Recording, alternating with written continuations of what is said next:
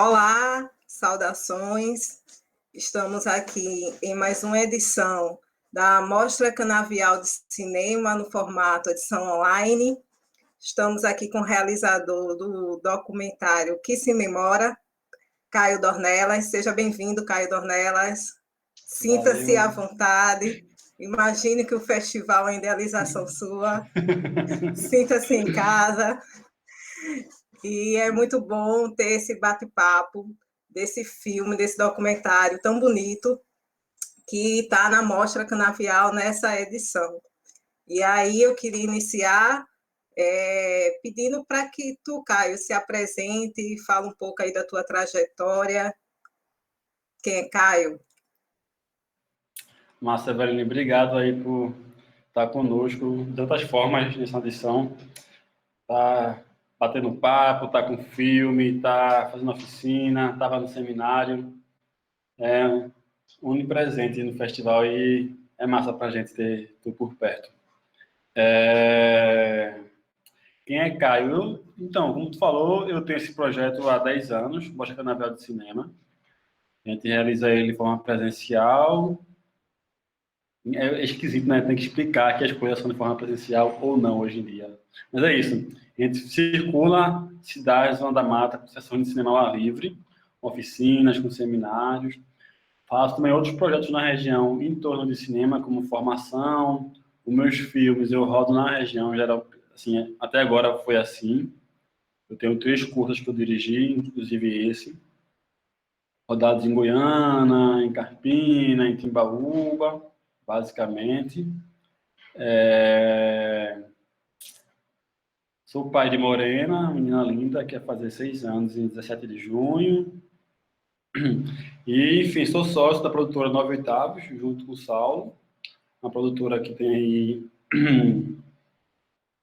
quase 10 anos também de história, de trajetória. E é isso, basicamente.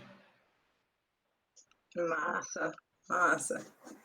Caio, o Que Se Memora é um doc lindo, assim, né? Eu já tinha assistido e reassisti nessa mostra, e eu adorei a sinopse. É a memória viva dos cinemas mortos, né? Que é bem isso. Eu queria que tu falasse um pouco como foi esse processo, a construção desse filme, onde foi. Fala um pouquinho desse processo para a gente. O Eveline, na primeira mostra Canavial de Cinema, lá em 2011, a gente contava com a colaboração na parte de comunicação de Nice Lima, que é uma jornalista. Ela hoje está presente na Freicaneca FM, na rádio municipal de Recife, né, da prefeitura do Recife. E Nice, ela, no que estava produzindo material de comunicação, ela fez uma pequena pesquisa sobre alguns personagens que viveram o cinema na região, o cinema físico, né? O Urubatã, o Benjamin Recreio, o Cine Nox, que eu acho que também é de Timbaúba, Lux, que é de Timbaúba, enfim, vários cinemas que existiram fizeram parte da memória das cidades da Zona da Mata. E essa pesquisa que ela fez fazia parte do nosso release de comunicação. E eu fiquei encantado com esse pontapé inicial que ela, que ela fez e resolvi ampliar um pouco essa pesquisa naquela época. Fui atrás de outros cinemas, de outros personagens, além do que eu já tinha apontado nesse trabalho de comunicação. Então, esse foi o pontapé inicial, foi o encantamento com esse primeiro momento da Mostra Canavial. Então, o Cinemora, de alguma forma, veio da Mostra Canavial de Cinema, sabe? Na primeira edição. E aí, eu ampliei um pouco essa pesquisa e terminei que no filme eu conversei com 3 personagens, que terminou que não foi por coincidência, não do que elas tinham conversado, foram outros personagens, mas daí que surgiu, enfim, o pontapé inicial, o encantamento inicial por esse tema, sabe? Faz um tempo, isso agora que eu estou lembrando, faz tempo, mas foi assim. O Cine Lux Nazaré, né? Nazaré, né? Timbaúba é o Cine Alvorada e o Recreio do Benjamin, Recreio ou Benjamin Benjamin. Recreio. É. É algo assim desse tipo. Que massa, que massa. E aí foi gravado em que é o Recreio do Benjamin, né? Em Timbaúba. Dos cinemas que a gente chegou a pesquisar, na época, não lembro se o Politeama estava de pé, já. Na época que a gente filmou, acho que não. Não lembro. Boa pergunta. Mas o único cinema... Não, o Politeama estava reformado já, se não me falha a memória. Mas o cinema que tinha assim, a estrutura física que nos interessava, a construtora... Dava para ver que era um cinema, mas era uma ruína, era o Recreio Benjamin. O Benjamin Recreio Benjamin, né? E foi um cinema que a gente tinha acesso. A gente tinha uma colega nossa lá, Isabel, em Timbaúba, que na época, não sei como é que é hoje o rolê, mas na época ela fazia parte da gestão da prefeitura. E o cinema pertence ou pertencia à prefeitura. Eu não parei de acompanhar o processo em torno do cinema. E eu conhecia também a família que era proprietária do cinema antes dele ser comprado pelo município. Então eu tinha diversos acessos a esse prédio público, assim. E a prefeitura topou liberar para mim, para eu filmar lá. Então é isso, as imagens captadas são em Timbaúba, nessa ruína de cinema. Mas os depoimentos, eles são captados em Nazaré. E a gente também filmou a entrevista, porque a gente não usou a imagem, só usou os áudios, né? A gente tinha as imagens das entrevistas. A gente filmou em Goiânia, com o personagem do Cine Urubatã, que ele era o meu zelador, projecionista, produtor do cinema. A gente entrevistou a filha do dono, o último dono do Recreio Benjamin, em Olinda. Ela estava vivendo em Olinda na época. E entrevistamos uma outra pessoa, uma outra senhora. Tanto tempo, gente, desse filme. Que delícia estar nessa memória. Em Nazaré. Por isso que eu falei o Cine Lux. Porque eu lembro desse nome, dessa referência. Eu lembro de eu ir na frente do Cine Lux e ver, assim, 8 lojas compartimentadas, com fachadas diferentes, e a galera fala, tá vendo não, aqui, ó, tem uma máfia, velho, eu não tô vendo nada desse tema aqui. Não, mas se você olhar para o outro lado da rua, você vai ver que tem uma unidade, e aí essa fachada eu não conseguia ver, tudo picotado. E aí consegui ir no fundo de algumas lojas, na cara de pau, chegava lá, sapataria, tudo bom, sapataria, que legal, sandália, tênis, sapatênis mais ou menos, mas que legal. Que era o cinema, né? Poxa, queria tanto ver lá atrás como é que era. Aí consegui ir no fundo de algumas lojas. Aí dava para ver que tinha aqui uns resquícios de quintais, de sala, enfim, de estrutura ali civil, de construção, né? Que era o cinema, mas não nos serviu para filmar, porque era tão descaracterizado que o que dava para poder ter caracterização de uma sala de cinema mesmo, na cabine de projeção, parará, era o Recreio Benjamin. E aí foi que a gente filmou. Então aquelas imagens, ainda tem os equipamentos lá, foi no Benjamin. Entendi. Inclusive... Eu fiquei curiosa quando ele fala, teve um dos personagens, né, nesse processo da entrevista, das personagens, que fala da sirene, né? Onde é que rolava esse lance da sirene? Era em Goiânia? No Cine Urubatã. Nossa! Em Goiânia. E essa sirene, tanto o personagem que foi entrevistado, que ele relata, ele tocava essa sirene, era a primeira, a segunda, a terceira chamada. Minha avó era bilheteira desse mesmo cinema, interpretador do cinema Politeama, então, que também tinha essa sirene. Então, meio que era tipo era um comunicado mesmo, né, para as sessões. Tipo, a primeira chamada, a praça que abriu as portas. Segunda chamada, todo mundo sentado. A terceira, ou entra ou perde o começo do filme, que vai começar. Acho que era esse mais ou menos o ritual que tinha, assim. Eu fico imaginando que existia, assim, tipo, um movimento dos corpos, tipo, conduzido tô com a sirene, todo mundo vai para um lugar, pegar ingresso, pegar confeito, pegar bombom, pegar caldo de cana, não sei o quê. Segunda sirene, todo mundo corre para pegar os lugares. Terceira sirene, que todo mundo já tá certinho no lugar, pronto para começar o filme, enfim. Eu fico lembrando como é que era essa rotina, né? Esse círculo, assim, em torno das sessões. Para mim, remonta muito a ideia de fábrica, né? Assim, eu não sei se tu é dessa geração, mas eu ainda Acordei muito. peguei a sirene da fábrica de tecidos Fiteg. que tinha ali, a Fiteg que tinha ali em Goiânia. E aí, quando eu vi esse relato, né, de uma sirene Eu para uma morei muito forma de perto da Fiteg, Evelina, comunicação. por muito tempo. Então, era 6h30, 7 da manhã. Era 6h30 da manhã, eu acho, era a Fiteg tocando a sirene. E 7 horas a Tupi tocando o hino da cidade. Então, era meu amanhecer, assim, acordava com a sirene da indústria, ia para casa com o nacionalismo da radiodifusora. Com o municipalismo, na verdade, né? Aí chegava na escola sempre atrasadinho, mas chegava nessa rotina. Tem muito isso. E aí fica uma memória coletiva, né? Uma memória sonora coletiva na cidade toda. Muito interessante. Eu fiquei imaginando onde seria, assim, onde foi que aconteceu exatamente essa coisa da sirene. E é muito louco, né, Caio, assim, pensar. Eu queria, o que é que tu acha, assim, a tua opinião? Porque, assim, esses espaços, eles foram suprimidos, né, quase que totalmente, principalmente no interior. Ali, na década de 70, com a chegada das TVs, logo após, chega o videocassete também.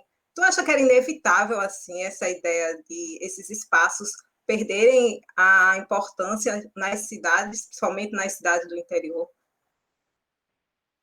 Acho que a gente vive desde então, né, Eveline?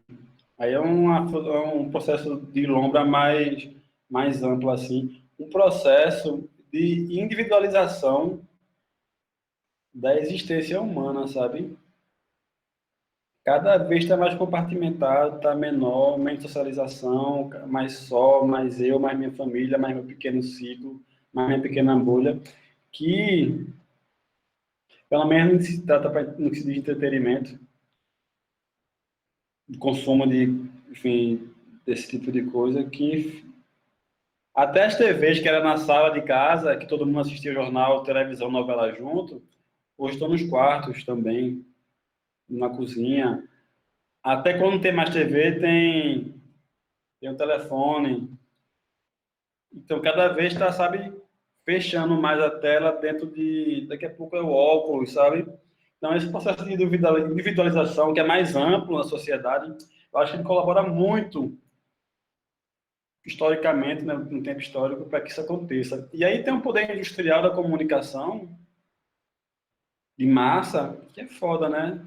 Se o cinema de indústria, ele não deu espaço para o cinema de borda, o cinema periférico, o cinema B, C, e tanto o espaço enquanto relação à produção desse conteúdo, ele vai fechando esse espaço de cinemas periféricos, à margem, enfim, longe, ou à margem, enfim, eu não digo a margem, não é uma forma pejorativa, sabe, mas sim, para quem da indústria existirem, mas também para serem exibidos, e essas exibições existirem, sabe? Eu acho que mais do que o advento do videocassete, da TV, tem também a questão dos parques exibidores, que foram se concentrando em grandes grupos comerciais. Se você for ver, não tenho esse dado certo assim, mas a concentração da quantidade de salas de cinema por grupos comerciais, industriais, não sei como se chama, comerciais, é muito concentrado, sabe? Sei lá, 90%, estou dando um chute aqui só para exemplificar, sabe? Não dado exato assim, mas tipo, 90% das salas de cinema do Nordeste pertencem ao CIAI. 80% das salas do Sudeste pertencem a não sei quem. Então, essa massificação, essa forma de tornar homogênea a cadeia de distribuição foi tirando do interior a capacidade de um empreendimento familiar. Nessas pesquisas que eu fiz, para o que se memora, o cinema era empreendimento familiar. Eu não conversei com ninguém que tinha 8, 15, 16, 34, 98 salas de cinema. Eu conversei com a família que ele vivia dentro do cinema. Que tinha atrás da cabine de exibição, tinha o quartinho, o banheiro, a sala e a cozinha. E que a filha dele fazia a tarefa de casa debaixo da tela do cinema, tipo no sótão. Então, assim, esse tipo de empreendimento familiar, ou, enfim, individual, sabe, ele deixou de existir espaço para ele no mercado distribuidor. Se eu for negociar, sei lá, com, sei lá, Homem-Aranha, se eu tiver um Cinelux Nazaré, só minha salinha de cinema com 200 lugares, eu vou conseguir o Homem-Aranha depois que ele já tiver circulado aí, ó, na TV, na sessão da tarde, porque, assim, não é interesse de quem tem as grandes salas de cinema ter um concorrente pequeno, enfim, questão enfim, domínio político mesmo, sabe, econômico, de uma competição de mercado, assim, predadora, sabe, para os pequenos exibidores.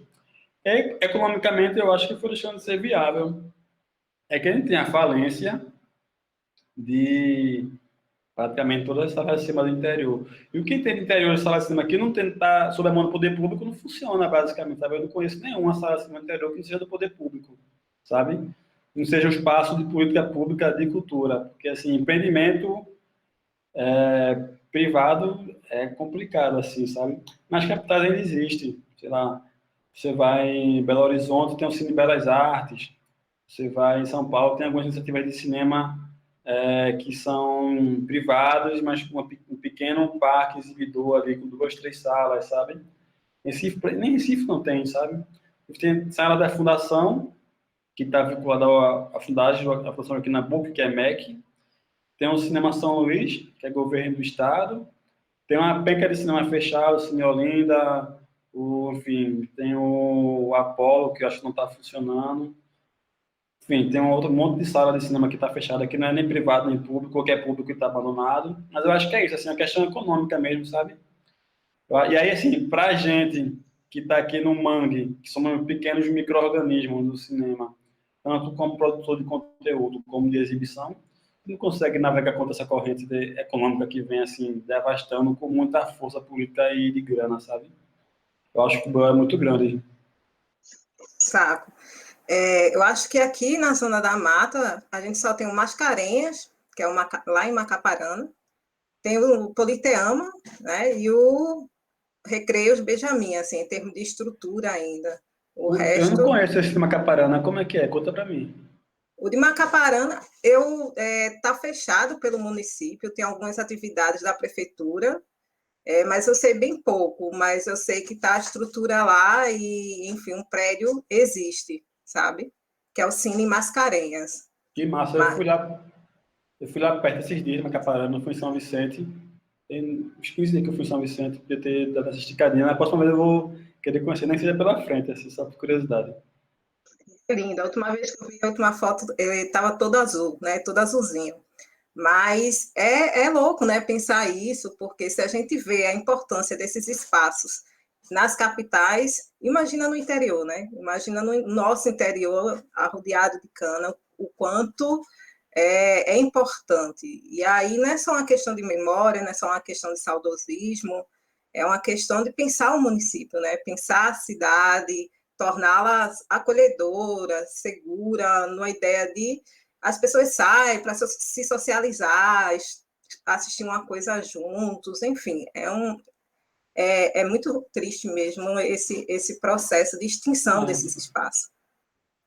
E é isso, assim, quando vai para iniciativa pública, se não existe assim um entendimento, é isso, né? É foda. É porque cinema de rua, de bairro, hoje em dia, na minha concepção, ele precisa funcionar com o trabalho de formação de público. O que é isso? A gente tem uma geração, que é a minha geração, que é a tua, que não viveu isso. Eu não vivi cinema na minha vida. Eu vi videocassete, Sessão da Tarde, Tela Quente. Mas eu não vivi o que meu avô, talvez minha mãe um pouquinho, viveu. Que aí eu fui no Politeama, mas eu fui ver um teatro. Já na década, já tinha virado cinema pornô, já tinha virado exibição de jogo de futebol, voltou a ser teatro antes de fechar. Então já estava tipo na 10º estágio de decadência já. A gente não tem essa formação, a gente não é público de cinema, a gente não teve isso na nossa geração. E aí, para poder ter vida, tem que ter um trabalho de formação de público. E formação de público acontece com duas coisas, basicamente: constância e tempo. Então, 4 anos com o cinema funcionando não forma uma geração de público. Aí vai entrar outra prefeitura que vai ter um entendimento diferente, descontinua esse trabalho de formação de público. Fora de tudo. E outra coisa é constância. Então, tenha público ou não tenha público, até ela tem que estar passando filme. Para quando eu estiver em casa, numa terça-feira aleatória, preciso nem discutir com o universo. Eu sei que terça-feira, 7h30 da noite, tem uma sessão. Então, essa constância faz que essa sessão, que esse entretenimento, que esse bem cultural faça parte do repertório afetivo e social das pessoas.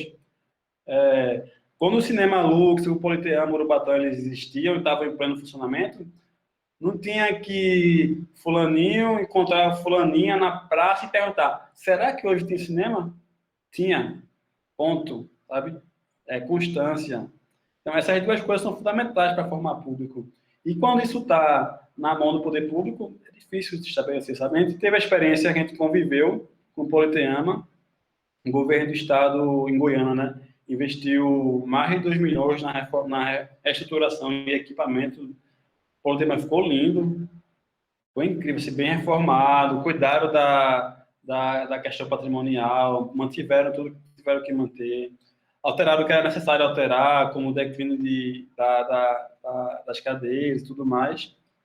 E aí corta para 6 meses depois, desfile privado de uma loja de lingerie, reunião de uma loja de perfumaria, reunião de entrega de chave de geladeira, para ser, tipo assim, virou um grande auditório, uma disfunção total, sabe? Então é triste assim ver que, por um lado, o poder da iniciativa privada não se sente mais atrativo para esse tipo de negócio, e por outro lado, a iniciativa pública não segura a onda, sabe? Não tem entendimento, não tem condições de segurar essa onda. Foda mesmo, Caio.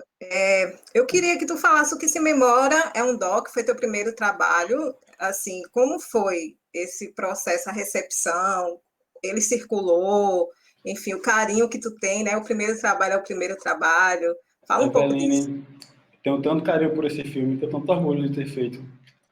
Gosto muito dos filmes que eu fiz na sequência, tenho orgulho também, mas assim, como não são filhos, eu não tenho problema em dizer, nossa, que absurdo que eu tô falando. Eu que eu tenho filha única. É meu filme preferido que eu fiz, assim. É a minha obra preferida, assim. Eu tenho muito carinho por ele. Fiz de uma forma muito intuitiva, sabe? Eu tinha pouco tempo de vivência nesse universo audiovisual e de cinema. Nunca tinha feito, não tinha feito poucos cursos, tinha estudado pouco, então fiz de uma forma muito intuitiva, muito orgânica. Não ouvi muitas pessoas, não ouvi muitas opiniões, porque não tinha quem ouvir, na verdade. Então, eu lembro que o processo de realização do filme foi muito leve, sabe? Foi muito solto. Equipe enxutíssima, tipo, foi eu e Ernesto, que é co-diretor e operou câmera durante a parte das entrevistas. Eu e Ernesto tinha um carrinho, a gente tava a câmera, gravador, e aí eu e ele pro lugar. Eu fazia som, ele fazia câmera, entrevistava a pessoa e foi assim. Teve vez que eu fui sozinho, ligava a câmera, ela dava o rec, ficava fazendo som do lado, me entrevistando ao mesmo tempo. 6 silêncio, 7 não sei o que, água, kettle, manutenção, segurança, bota, chapéu, não sei o que, barará, máscara hoje em dia. Nada disso, sabe? Ia muito de boa, com minha chinelinha, minha bermudinha rasgada, minha câmerazinha velha, equipamento de som bem simples, com pouco conhecimento que eu tinha, sem protocolo nenhum. Eu fui fazer sem protocolo, sabe? Foi um filme sem protocolo, foi muito gostoso de fazer. Muito pretencioso, peguei as entrevistas, fui fazendo a decupagem das entrevistas em casa, primeiro essa parte daqui, depois essa parte, depois essa. Fiz o roteiro assim de uma forma muito intuitiva. Tenho muito memória boa assim de curtir estar fazendo, sabe? Um prazer assim genuíno. E aí contei com a colaboração de Felipe Ferraz, que trabalha comigo em vários momentos, que ele foi assim, ninja, aí ele montou, fez cor, fez efeito e fez o som do filme. Eu vi várias coisas, fiz várias coisas, nessas várias coisas. No set de filmagem tinha 5 pessoas, lá tinha eu dirigindo, o meu produzindo, Tiago Laranjeiras, Isabel, que era do próprio Timbaúba, produzindo aí também ajudando, Anderson, que era eletricista de elétrica, de evento, não era eletricista de cinema, mas a gente adaptou ele para fazer a elétrica da iluminação da gente. E teve a participação de Sérgio Ricardo, Sérgio da Boa, atuando ali rapidamente, uma pontinha do filme. E foi muito sossegado, pô. Foi um filme muito light de fazer, muito gostoso. Eu tenho um carinho tanto pelo processo como pelo resultado. E aí, dos 3 filmes que eu fiz, foi o que mais rodou. Até hoje, assim, de vez em quando, eu chego a convite para exibir ele. E, cara, mais uma vez, vamos lá. Eu vou catando uma foto no e-mail, um arquivo no outro e-mail, a sinopse não sei aonde, tudo anotado. Aí, juntos as informações e mando. Teve um rolê muito legal, que ele foi exibido na Mostra de Cinema Livre. Mostra do Filme Livre, 2000 e lá vai bolinha. E aí a Mostra do Filme Livre fez uma segunda curadoria menorzinha dos filmes que foi exibido nesse ano e prensou um catatal de DVDs e distribuiu para uma catatal de cineclubes no Brasil. Então passou 2 anos que eu recebi a mensagem: está passando em Alcântara, no Maranhão, está passando em Piques, no Piauí, está passando em Bagé, no Rio Grande do Sul, está passando em São Jorge, nas Pradas dos Veadeiros, em Goiás, está passando na Baixada Fluminense, enfim. Aí o filme estava assim, até pipocando a exibição nos cineclubes. Era um momento que o cineclubes era muito forte também, assim, o circuito de cineclubes. Então foi um filme que foi bem visto, assim. Foi bem, circulou bastante, assim. Mais do que se juntar os outros 2 filmes que eu fiz, talvez não consiga ter a quantidade de visualizações e de exibições e de convites e de reconhecimento que ele teve. Teve até a gente passou na TV NBR, que é a TV estatal na época de Dilma, da presidência. E aí a gente teve um debate com a presidenta do IFAM na época, foi bem chique. Fui lá para Brasília, dei entrevista no Escambau, fiquei me achando. Como minha filha fala, papai, você é muito se achão. Brincando com ela. Foi massa, né? Foi um filme que, assim, que abriu muitas portas também, sabe, para mim. Foi bem importante para mim, que eu tenho muito carinho por ele. Não, é tudo que um realizador quer, né? Que o filme ele tem essa vida longa e que rode mesmo. É muito massa ver isso e a gente vê essa paixão que tu teve no próprio filme, né? Aquelas imagens iniciais muito contemplativa, assim, é muito gostoso se assistir. O que se memora e que não é o único filme que fala sobre cinema que está na mostra esse ano, né? Nessa edição online. Tem o Cine São Vicente também. São Vicente, né? de Kleber. Isso. Só uma curiosidade, tem uma cena final que você vê ali sendo projetada onde seria a tela do cinema Chiquinho Benjamin, e tem um filme que eu acho que é dos Irmãos Lumière, que é a Destruição da Fábrica, não lembro o nome do filme direitinho, que é agora quebrando assim uma ruína. Originalmente, na minha ideia, teria outro filme ali, chama Sem Censura, que é um filme pernambucano, acho que em 16 milímetros, de um cara que acho que é Ivan, o nome dele, que não mora mais no Brasil, mora nos Estados Unidos faz um tempão. E aí eu rodei o filme inteiro e na minha cabeça era a imagem de Sem Censura, que é a imagem de uma galera destruindo um cinema de bairro aqui em Recife, se não me engano, no Cine Torre. Então, e aí eu, com o filme pronto, eu mandei o corte para o Ivan, falei, Ivan, eu quero projetar a tua imagem aqui nesse momento do filme. Ele não deixou, velho. Até hoje eu tenho mágoa. Não, tá Verdade, ótimo, tá ótimo, tá ótimo. Eu fiquei de cara. ficou Eu registrado. só queria, eu só Amava, queria, eu só queria os 4 segundos, Ivan. Porra, é que foda. ganância. Aí tá aí. Mas o filme dele é incrível, é uma inspiração. Quem, talvez esteja online, porque ele tem tanto problema com esse filme, que acho que tem disponibilizado online, né? Um filme que tem mais de 20 anos de existência, mas enfim, é um filme que todo mundo que pesquisa, que tem interesse, enfim, que está nesse rolê, é importante de ver, sem censura. É um filme incrível, assim, muito bonito, muito importante para o cinema, enquanto registro de memória das salas de cinema, sabe? É bem legal.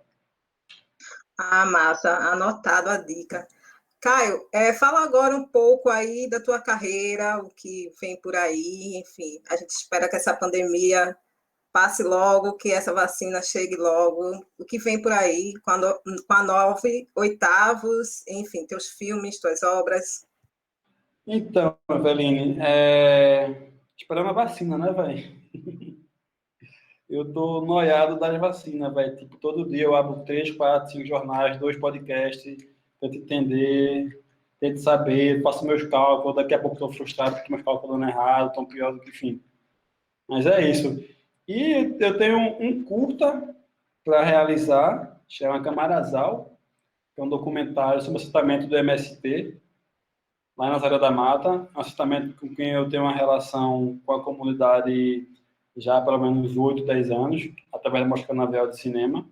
Então, é que eu tenho muito carinho, tenho muitos amigos e sempre volto lá. E vou voltar agora para fazer esse filme, que eu acho super importante. É um filme que fala sobre memória,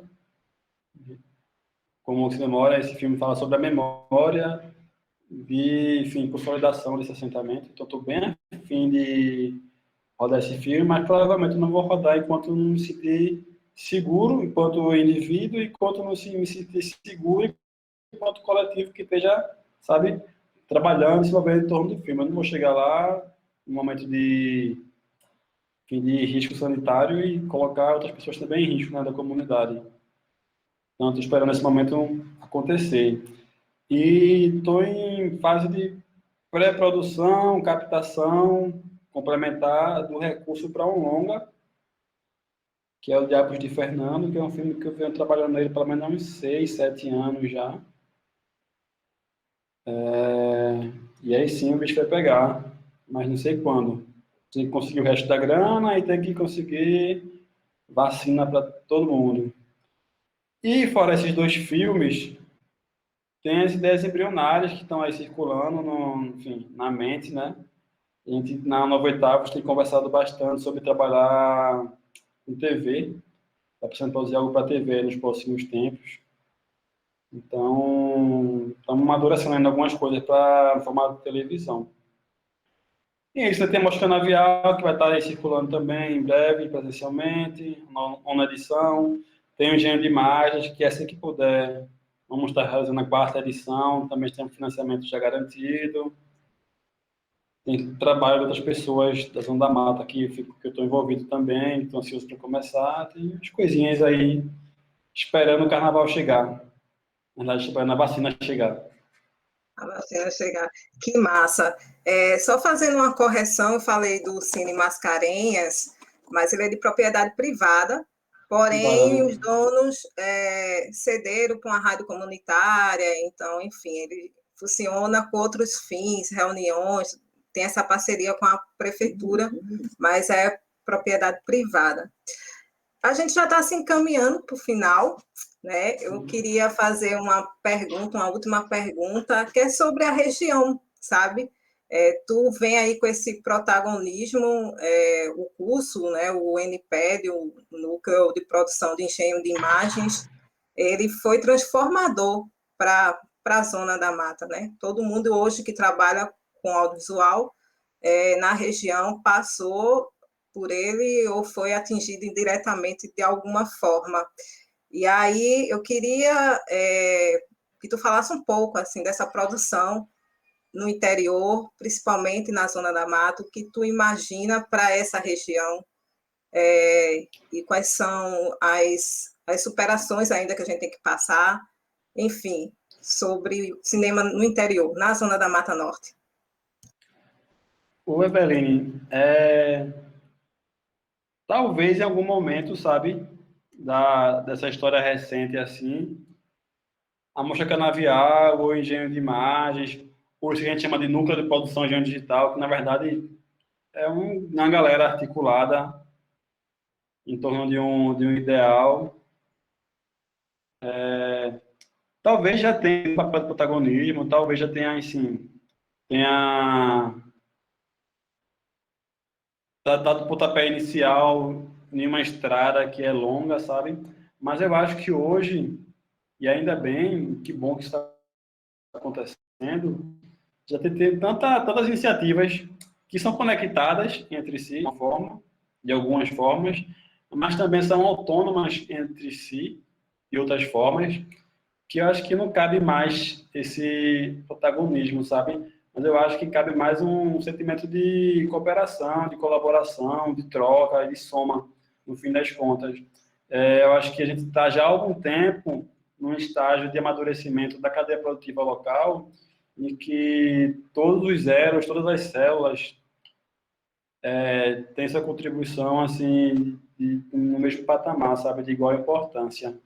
E aí, nesse sentido, eu acho que a gente vamos começar daqui a pouco, já começamos, talvez tenhamos dado uma refreada aí, 2018, eleição baixa astral, pandemia, não sei o quê, tenha dado uma arrefecida como o Brasil inteiro, em termos de cinema, audiovisual e cultura, deu. Mas, quando eu olho para a região e vejo essa pluralidade, essa quantidade de iniciativas, eu estou essa semana conversando com várias pessoas que estão envolvidas em várias iniciativas, eu vejo como cada um está fortalecida nesse papo, está sendo muito bom para mim isso. Daqui a pouco, quando o contexto geral, nacional, estadual, der uma folguinha para a gente, sabe, tirar um pouquinho dar um pouquinho de folga para a gente, na verdade é isso, a gente vai começar, vai lá dar passos bem mais largos nessa caminhada, sabe? A gente, sei lá, eu gosto de pensar, pelo menos individualmente, no começo desse trajeto, com apoio Cineclube. Pelo menos na minha história individual, é o pontapé inicial dessa história toda, sabe? E como foi difícil, como foi lento, como foi...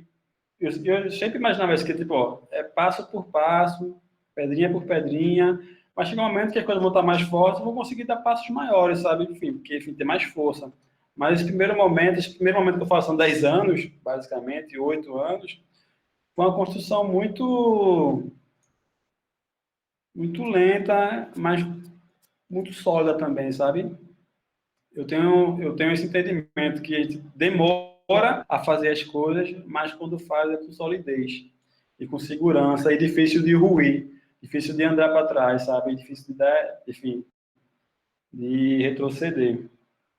E aí que eu olho isso, assim, quando o universo, eu falo política pública e falo contextos pandêmicos, sanitários, der uma folguinha para a gente, velho, não tem quem segure mais não, sabe? A gente tem muita gente capacitada, muita gente na garra, muita gente que se reconhece como produtor audiovisual.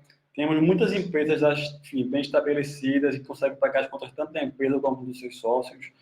Tem, enfim, uma galera que está optando por esse mercado de trabalho, e acho que pensar nisso é foda, porque tem poucos mercados de trabalho na nossa região, nas nossas cidades. Costumo dizer que as nossas portas são, ou eram usina, ser professor, ser comerciante, ou ser poder público. A gente agora tem pelo menos na minha rasa panorama de visão, assim, tem uma quinta que é trabalhar com cinema. Eu acho isso massa. E quando eu vejo pessoas se afirmando, não, trabalho com cinema, Mas não é na usina, não, não é na Fiat, não, mas não é no comércio, não, e tu não é professor, não. Nada contra quem trabalha na Fiat, quem trabalha na usina, quem trabalha no comércio, quem trabalha no setor público, foi outra coisa. Mas tudo a favor de ter mais uma opção de caminho, sabe? Eu olho isso com os olhos muito brilho nos olhos, sabe? E acho que a gente está fazendo juntos essa história acontecer. Eu acho isso muito foda. Muito instigante. E é mesmo, e é mesmo. Eu acho que com o passar do tempo a gente vai conseguir ver ainda, fazer uma leitura, né? Olhar para trás e quanto cada ação individual, coletiva, foi importante para a região como um todo, no segmento de audiovisual. Mas é isso, Caio, a gente agradece. Enfim, palavras finais. Eu queria só lembrar que a mostra está rolando, né? A Mostra Canavial Online. Acessem lá os filmes, acessem o site, fazer o que eu sempre quis fazer. Se inscreve no canal, assina o sininho aqui para receber as notificações. A Mostra Canavial de Cinema Online é uma realização da 9 Oitavos e teve o incentivo da Lei Aldir Blanc, da Fundarp, da Secretaria de Cultura do Estado e do Estado de Pernambuco, né? Então é isso, foi massa ter vocês aqui, quem acompanhou esse bate-papo até o final. Quer falar mais alguma coisa? Né? Vai ficar gravado, bate-papo, se curtiu, compartilha aí para quem acha que tem interesse. E é isso, obrigado. Vamos embora. É isso, é nóis. Tchau. Tchau, tchau. Curte e compartilha. E o sininho. E o sininho aqui, ó. Obrigado, Valente. Tchau. Tchau.